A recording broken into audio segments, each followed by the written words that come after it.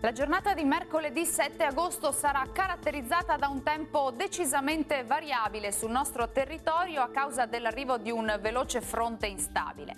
Nel dettaglio sul Veneto al mattino avremo ampi spazi soleggiati, poi col passare delle ore la nuvolosità sarà in aumento un po' dappertutto con temporali via via più frequenti e localmente anche violenti, tuttavia in attenuazione durante la nottata. Temperature minime in aumento, comprese tra 21 e 25 gradi, le massime invece saranno sostanzialmente stazionarie e oscilleranno tra i 27 e i 33 gradi. Ci spostiamo ora sul Friuli Venezia Giulia. Nella prima parte della giornata avremo bel tempo, ma la situazione cambierà decisamente nel corso del pomeriggio con rovesci un po' ovunque, come vediamo.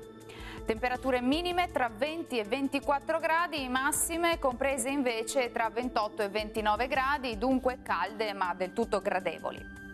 Raggiungiamo infine il Trentino Alto Adige. Anche in questo caso maggiori spazi soleggiati al mattino, poi peggiorerà un po' dappertutto con temporali diffusi e localmente anche intensi.